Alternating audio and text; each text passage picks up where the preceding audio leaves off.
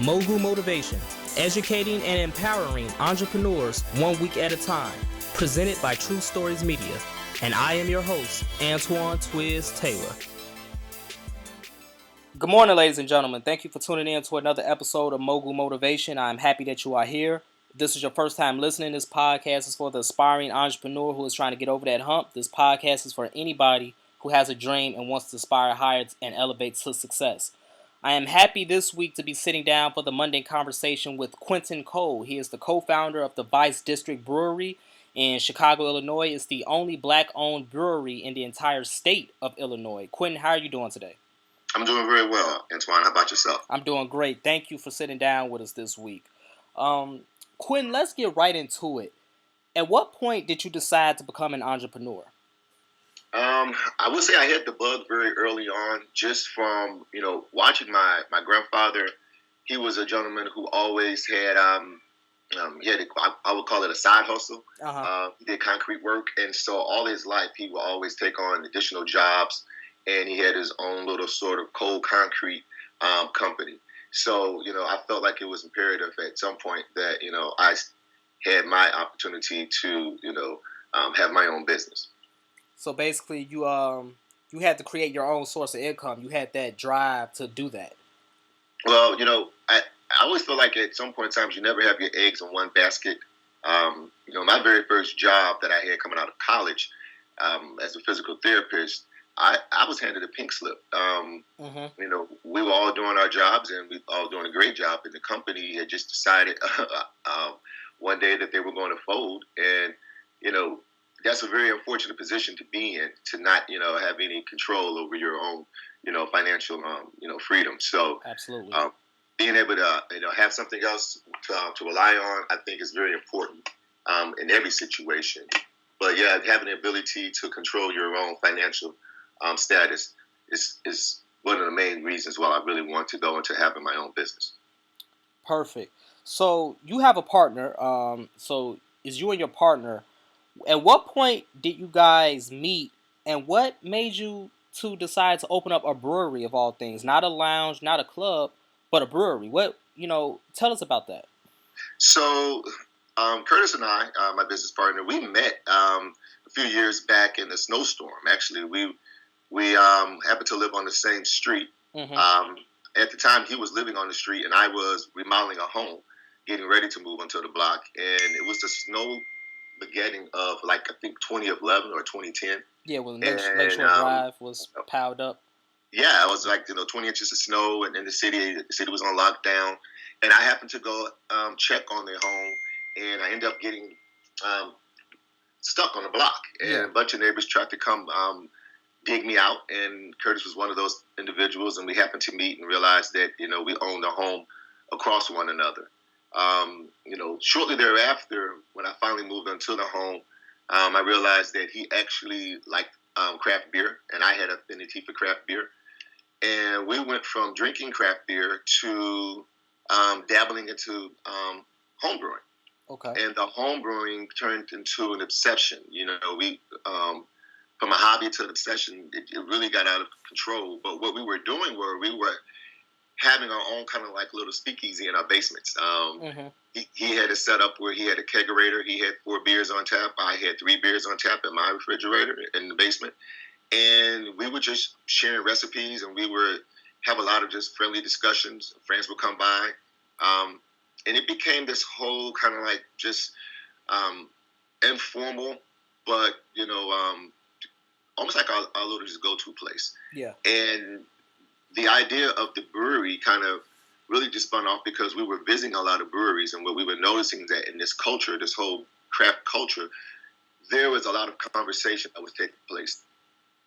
That created, an affinity for us to say, you know what, let's not do a club. If we're going to do something, let's do something that mimics what we have in our basement. People just coming by, relaxing, having a good time. We were either watching sports or listening to music, but there was always conversation, and really beer was a medium that was bringing people together. Mm-hmm. So what you see in Vice District, it was pretty much a recreation of what we were having in our basements. Just come as yourself, come as you are. And it's really all about the dialogue. It's about the casual conversation. Wow. So basically, the hobby became the business. You guys had the passion for beer. You made it because you like beer, not because you want to make money off of it. But then eventually, it evolved into something bigger and something more. Yeah, you're hitting it right on the head. It's so much easier, I think, to turn um, be successful in the business if it's something that you're truly passionate about. Hmm. Neither of us went into this venture with the idea that, hey, we're going to become super rich, and it's going to bring us boatloads of money. That wasn't our dream, and we really wanted something that was going to be small and very manageable. Hmm. We wanted a place where we could go and have a good time. There were no breweries south of really Madison when we started our business plan, and this was back in late 2012. Okay. We would have to drive way up to Urban Park to go to the breweries that was located at Half Acre. Revolution was off of Milwaukee, but we're Southsiders.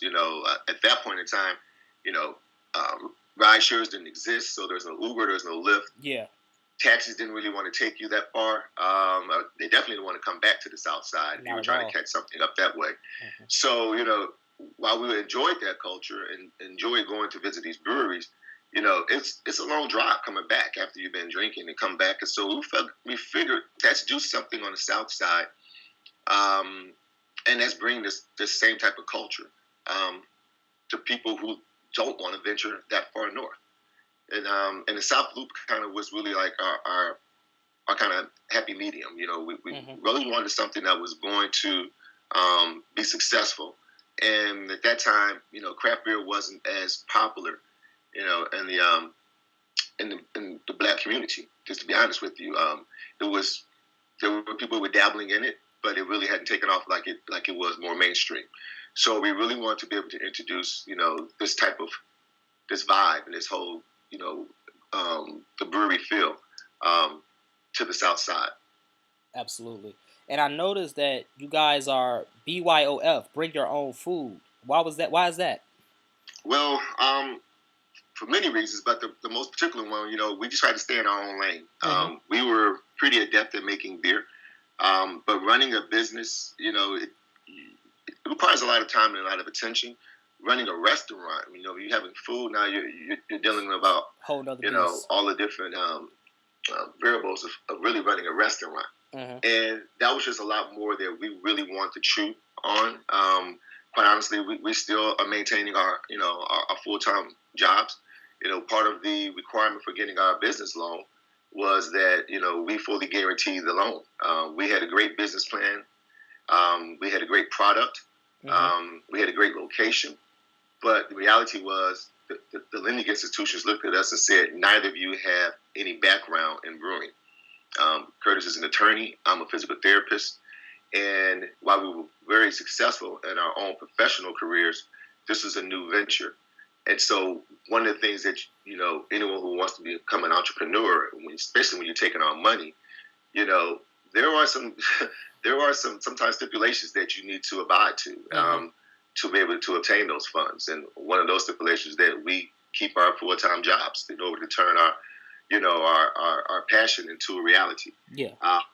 So with that being said, us not really wanting to have the burden of running a restaurant on top of, having a brewery, we decided to just really be a bring your own food type of venue. There are 63 restaurants within a mile radius that will deliver to Vice District. Oh, wow. And so, that gives people a nice variety of meals to choose from, of food options, versus, coming to our place and then having, one or two options to choose from. Mm-hmm. Yeah, that's an excellent method actually. When you have 63 restaurants that deliver, there's no need for me to cook for you. You can bring your own food. Absolutely. And and it's just really about kind of realizing what you are good at and not trying to really force the issue. We want really the people to come in and to enjoy the beer and pair the beer with whatever food that they have. Mm-hmm. Decided to bring in or to order. Got you. So let's talk about beer for a minute. How do you make beer? Like, how does this even work? So beer is actually made from 4 natural ingredients. One is grain or barley. The Mm-hmm. second would be hops, Okay. and that's used to actually bitter the beer. You have water, which is the most essential component of beer, and then yeast. And yeast is the final ingredient. It's what actually turns the beer into alcohol. To make beer, you take the grain and we do a process what's called steeping, and essentially letting the grains soak at a desired temperature to bring all of the proteins and the sugars out of the grain. So it's like the essential of like making like tea. Okay. The different types of grains will impart either dark color beer or lighter color beer, depending upon the style of grains that you choose to use. And then after you steep that beer, it looks kind of like sweet tea. To be honest with you, and depending upon like I say, the different styles of grains, it could be either darker or it could be lighter, but it tastes like sweet tea for the most part. It's a very sugary substance. Mm-hmm. And then we boil that. And we boil that for about an hour, maybe up to 90 minutes. And that process is to actually sterilize everything. Once you boil it, you're boiling out all the impurities, any type of bacteria that would have been in anything. It's just pretty much making it sterile. And during the boiling process is when you add the hops. Hops is a natural bittering flour, and it takes all of the sweetness out, and it gives beer more or less its flavors. Mm-hmm. Depending upon when you add the hops, different styles of beer require different hops additions, or the timing of the hops additions. But after you finish boiling the beer and adding the hops, it's ready for the yeast. So you add the yeast, and the yeast does all the work. The yeast converts the sugars. It eats the sugars, and it converts it, and it ends up producing CO2 or carbon dioxide and alcohol.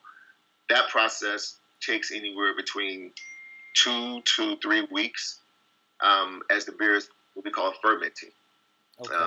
And after that time, the 2 or 3 weeks, the beer is ready to be consumed.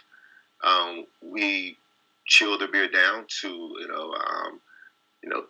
38, 39 degrees, and that drops all of the yeast out of the beer.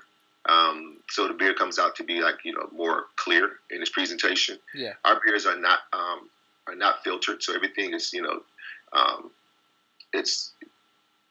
it's pretty much pure as you can get it. It's a very unfiltered beer. So there's still some yeast suspension in the beer. You can kind of look at most of these craft beers, and you'll see some haziness in it. That's because there's yeast suspended in it. Mm-hmm. But we'll chill the beer down, and we'll carbonate it a little bit more to give it just more of a flavor profile. And the beer's ready to serve. It takes about a month once you brew the beer for the beer to be ready to drink. Okay, so a month process roughly for the entire thing. Yeah, a brew day probably takes us around 10 to 12 hours to actually to brew the beer. And it's in a tank for the next 3.5 weeks, to be honest with you, just converting itself into alcohol. Wow, that's interesting. What about the history of beer? Isn't it like an African god that has something to do with beer or something like that?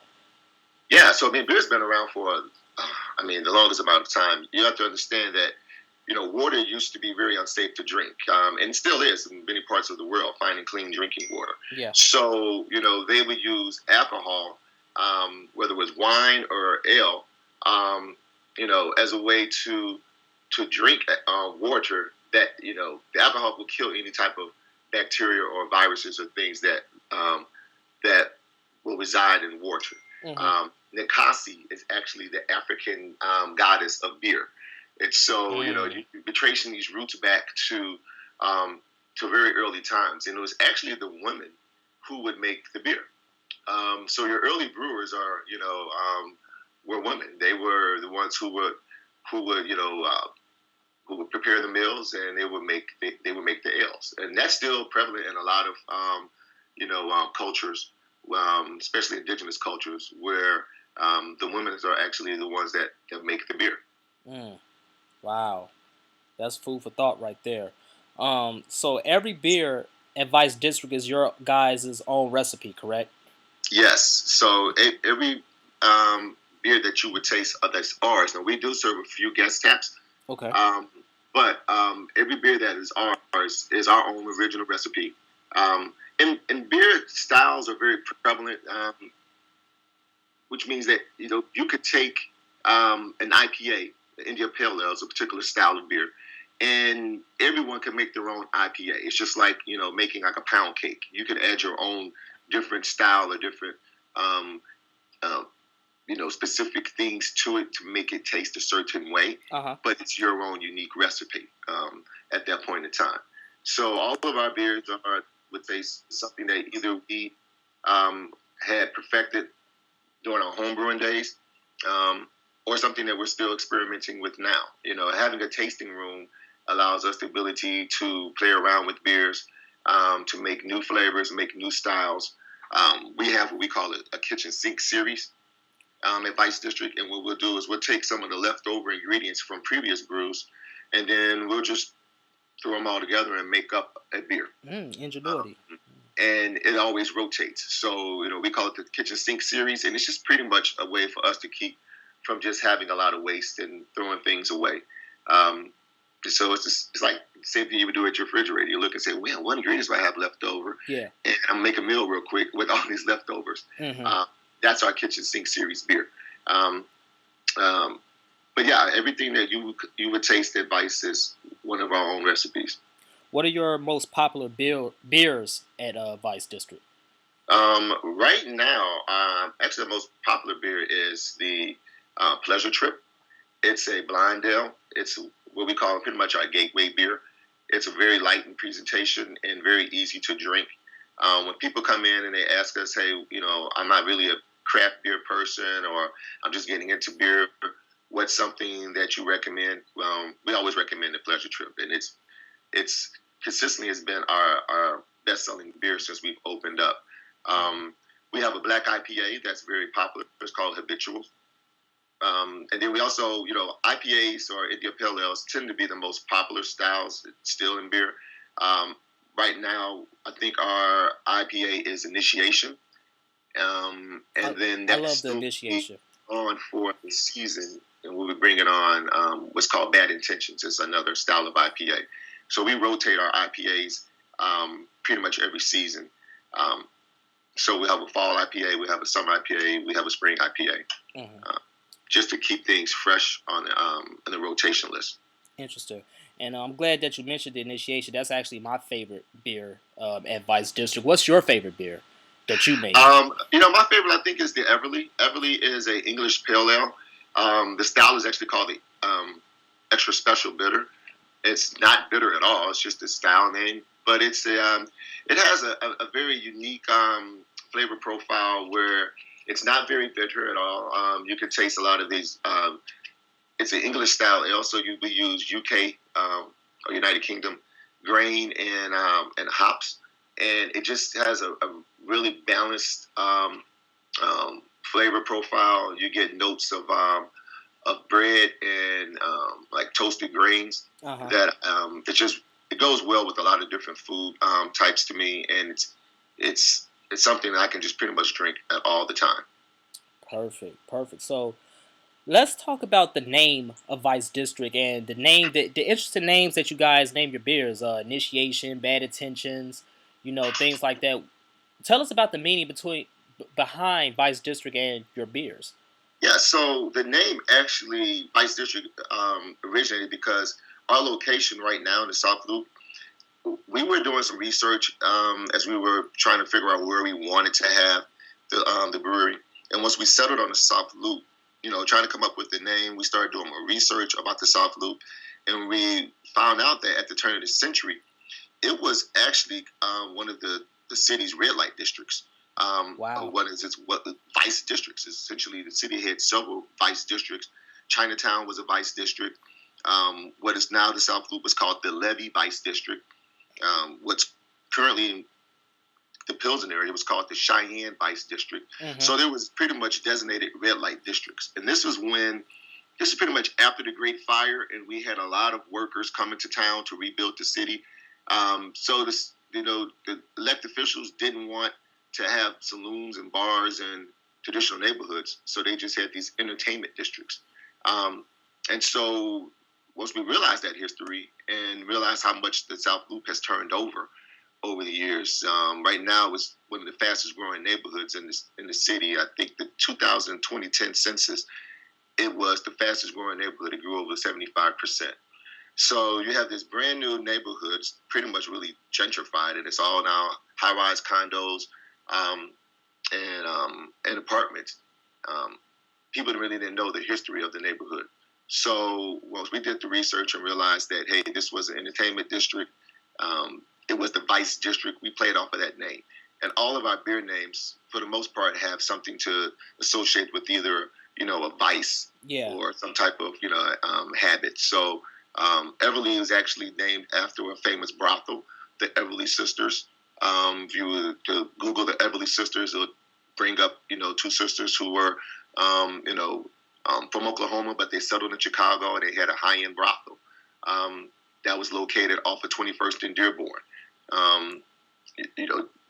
You go back into the history of Chicago, and especially during, Prohibition, and how, Capone had hideouts on the South Side and within the South Loop. The Blue Star Hotel, which was located off of 20, was actually State and I want to say Cullerton. It's the old famous Blue Star Hotel, was one of his hideouts.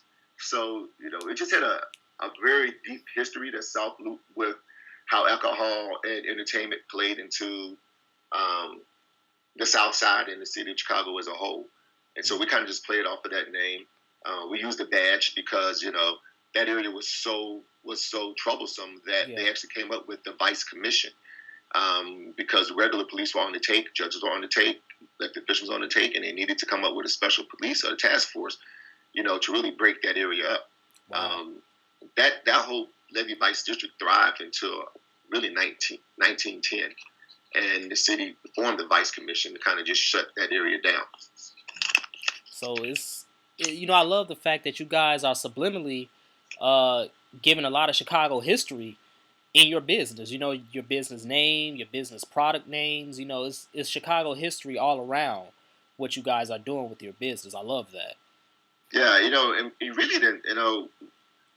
We were surprised just how much the branding had taken off, and just how we're nerds, to be honest with you. I mean, I love history. I love science. Yeah, obviously, me too. I know I make beer. But I was really kind of, taken back on how much people really had found, once they hear about the name and they do a little research and they get really into it, how much people also enjoy the history component as well. And then to think that we're kind of making a little history, I would think there would have been more, black breweries in the state by now. But, if we can inspire other people to follow this path, that's cool in its own right itself. Yes, sir. So, tell us about the challenges you and your partner face with opening and running a brewery. So, like, you have a business that sells alcohol, so that has its own unique challenges. But then you also have a brick and mortar. We're living in a business world now where brick and mortar startups are facing more and more turmoil. Like, tell us about some challenges you guys face building Vice District. Well, I mean, any business, you're going to definitely face your hurdles. With us, timing is everything. And it just takes time to get things open, especially working in the city of Chicago. And that's not to knock the city. I'm pretty sure that's any other location that we would be at, you still have the same hurdles.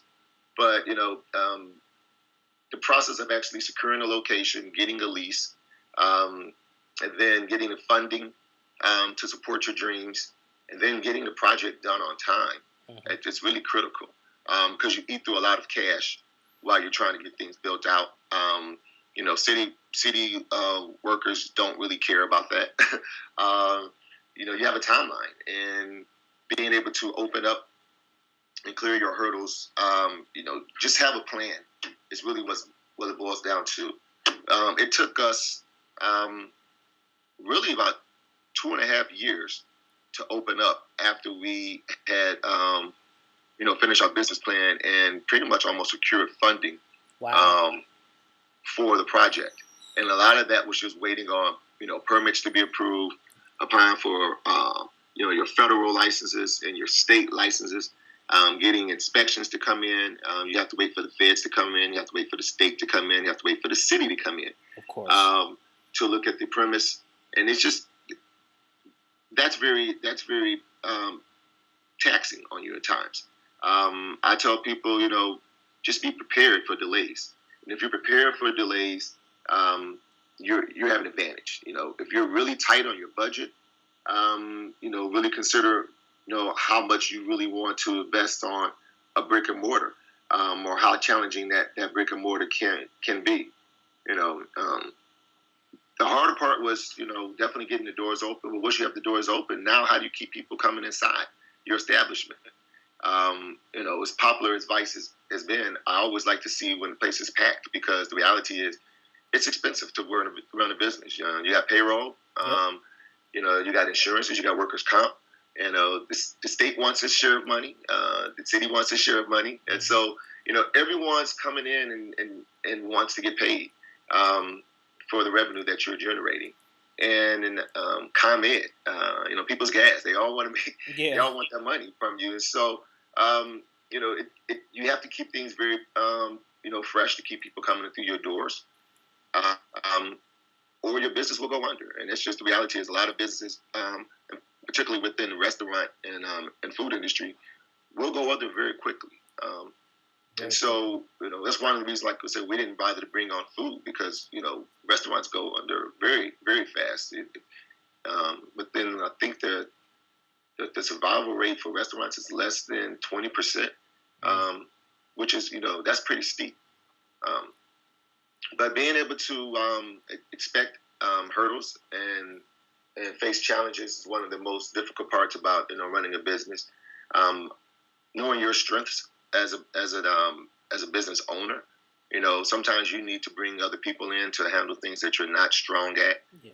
If you have a business partner, making sure that you two are on the same page, so that you're not spending your time, infighting and fighting each other, but working collectively to make the business successful is very key. And having reevaluating your business plan. We refer to our business plan as a blueprint. Whenever we kind of get thick in the water, we always revert back to our business plan and to make sure that we're kind of on course with what our vision was when we first come up with this concept, and to kind of making sure we're still adhering to that vision. So, I tell people, don't be afraid to go back to your business plan and making sure you're not straying off course. Yeah.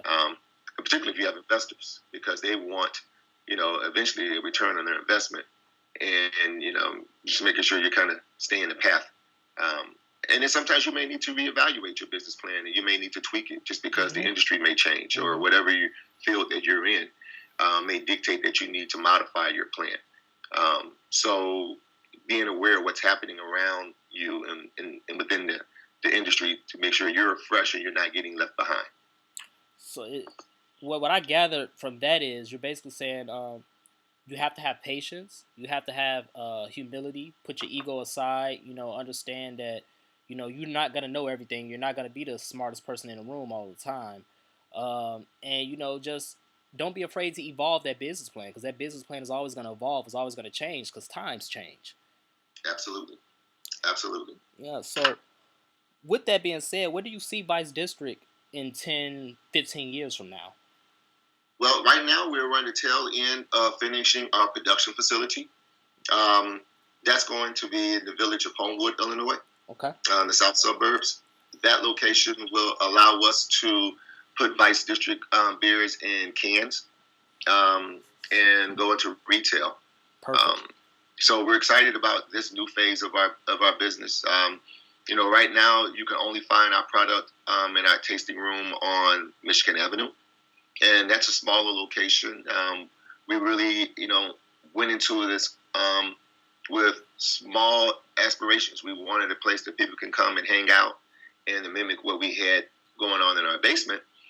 But it has definitely evolved to the point where, people really enjoy the beer. And we've had a lot of request and demand to have our beer in other locations, other restaurants, bars across the city, but we didn't have enough space on Michigan Avenue to be able to supply those demands. Okay. So we went out and we identified another location where we can now make beer in larger quantities to allow us to keg it and to can it and to get it out into retail. I would hope that in 10 years, Vice District is a common name in the city when it comes to beer in Chicago. And then in particular, a black-owned establishment, something that people from the South Side and people from Chicago as a whole could be proud of, that, hey, this is something that's local and was started up in the city from two guys that's from the South Side, and they look like us. Yeah. So maybe that can inspire other people that that you can go into a different path, or something that people would never have thought of to go into, whatever that dream may be. But don't be afraid to be the first in something, or to blaze your own trail in an entity. I would like to think that Vice District is very common 10 years from now, and everyone, oh yeah, Vice, oh I didn't know, yeah, that's from Chicago, yeah, those are those guys, and so that would be my dream. And how many black-owned breweries are there in the entire country? We know that right now you guys are the only ones in the state as of now. Yes. But yes. How many in the country are black-owned? That are registered, there are about 9 of us. And it's funny because there are currently over 5,000 breweries, and that's registered with TTB. So it's a lot of opportunity. We got to play catch up, but there's a lot of opportunity for this to happen. There needs to be more. This is an industry that can create jobs. You don't need to be a rocket scientist to make beer. If you're very successful, you can definitely create jobs within packaging, material handling. Everything is really going to, like, right now, people are really being conscious about what we're putting into our bodies. Yeah. So we're getting away from the big box stores, and we're going more local. So every neighborhood can pretty much support, in my opinion, it can support a brewery if it's something that's created with the right business plan, and you really want to be a neighborhood-focused business. And that's why there's so many breweries that's popping up across the U.S. is because, people are just kind of like scaling down their plan to say, let me just be able to support, a small radius and provide beer to this small local region. There should be more black breweries within the U.S. It's just I agree. The numbers of breweries that's registered and the number of African American breweries, the numbers just too disproportionate. Yeah. So if we could encourage other people to start just looking at the industry, whether it's making beer or making cider or making spirits, that industry it's been around for a long period of time, and we do consume alcohol. So yes, why not try to find a way to get into that business or get into that industry? This is something that we know we're going to sustain. It's going to be around. Perfect. So tell us about the contact information for Vice District. How can we find you guys online, and where are you located? So you can find us online. Our social platform is Vice District. We're on Twitter. We're on Facebook. We're on Instagram. You can find us. Our tap room right now is 1454 South Michigan Avenue. That's here in downtown the city. We'll also find us at the end of the year, by the end of this year or early 2018, at 180th, 18027 Dixie Highway. That's off Dixie Highway and Ridge Road in Homewood, Illinois. You can see us at www.vicedistrictbrewing.com is our website. And our phone number is 312-291-9022. There it is. And what's one last thing you would like to add for all of the aspiring entrepreneurs out there? Don't give up on your dreams. Things don't always come overnight, and we're kind of like in this instantaneous world right now where, you wanted some information, you just kind of just Google it up. But it takes time, and use that time proactively. Don't just use it in frustration. Every delay that we've had, we've been able to capitalize because we've been able to take that extra time to learn a little bit more about the industry, a little bit more about, the craft. Take your challenges, build upon them, and capitalize. But don't give up on your dreams. It's worthwhile. And if it's something that you're very passionate about, it's going to be easier for you to stick with it. Never go into a business for the idea of making money, because it takes some time to make money. And if you're going into it for that reason, you'll get frustrated very early and you'll more than likely won't be successful. But chase your dreams, never give up. Just never give up. Just never give up. That's some Mogul Motivation from the co-founder of Vice District Brewery in Chicago, Illinois. Quintin Cole, thank you for sitting down with us this week for the Monday Conversation. Antoine, actually, I really appreciate you inviting me on, and I hope your guests take something from this and didn't get too bored for me this week. Absolutely. They definitely will love this episode. So thank you again. And everybody out there, let's continue to imagine reality. Let's continue to aspire higher, and let's make it happen. Until next week. Have a great day.